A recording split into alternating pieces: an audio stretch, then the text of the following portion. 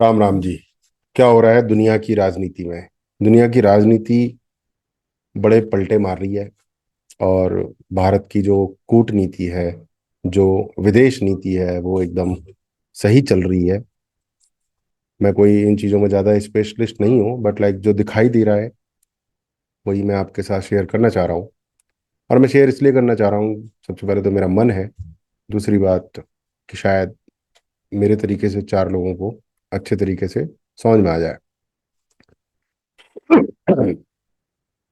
तो जैसा कि हमें पता है कि भारत के अच्छे संबंध हैं, यूरोप के साथ भी अच्छे संबंध हो गए हैं पिछले कई सालों में, अमेरिका के साथ भी भारत के अच्छे संबंध हैं, रशिया के साथ भी। भारत के बहुत अच्छे संबंध नहीं रहे हैं चाइना के साथ कुछ सालों में। बाकी सबके साथ थोड़े थोड़े हैं, पाकिस्तान के साथ तो अच्छे चल ही नहीं रहे हैं। परंतु अभी जो पिछले 2-4 दिन में जो हुआ है इस जियो पॉलिटिक्स में, वो काफी चौंकाने वाली चीज है, क्योंकि चाइना और भारत के बीच में एक एग्रीमेंट हो गया है बॉर्डर पर।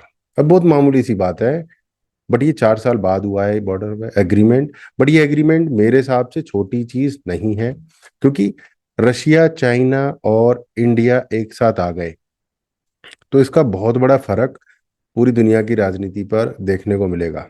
क्योंकि रशिया, चाइना, भारत एक साथ आ गए, ईरान भी इसी खेमे में आ जाएगा। तो भारत के संबंध ईरान के साथ भी बिगड़ नहीं सकते, क्योंकि चाइना और रशिया दो भाई खड़े हैं, उनके साथ तो ईरान के साथ भारत नहीं बिगाड़ सकता।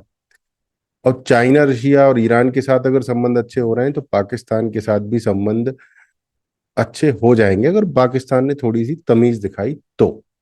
और नॉर्थ कोरिया के साथ भी अपने संबंध अच्छे होने वाले हैं, जापान के साथ भी होने वाले हैं। तो ये जो एशिया का जो गुट है, ये काफी मजबूत हो रहा है। और जब ये एशिया का गुट मजबूत हो रहा है, मोदी पुतिन के साथ बैठ रहा है, मोदी चाइना के साथ बैठ रहा है, जिनपिंग के साथ, तो ये चीज अमेरिका को अच्छी नहीं लगने वाली है। एक नेचुरल बात है। वैसे भी आजकल अमेरिका का जो रवैया है पन्नू को लेकर, कनाडा का जो रवैया है निज्जर को लेकर, वो काफी अजीब सा है।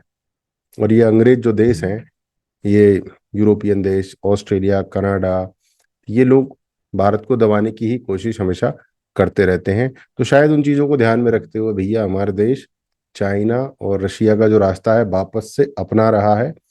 और ये मामूली खेल नहीं है, ये काफ़ी सॉलिड खेल है। और ये बताया जा रहा है अमेरिका और कनाडा और ऑस्ट्रेलिया को कि बेटा औकात में रहो। तुम औकात में नहीं रहोगे तो अभी रशिया, चाइना, इंडिया, अगर रशिया, चाइना, इंडिया एक साथ हो गए, तो आपको लगता है इनसे बड़ी कोई सुपर पावर है? मतलब रशिया अपने आप में एक बहुत बड़ी सुपर पावर है, चाइना भी एक सुपर पावर है, वो दोनों है, और इंडिया भी एक सुपर पावर जैसी ही है एशिया में। राइट।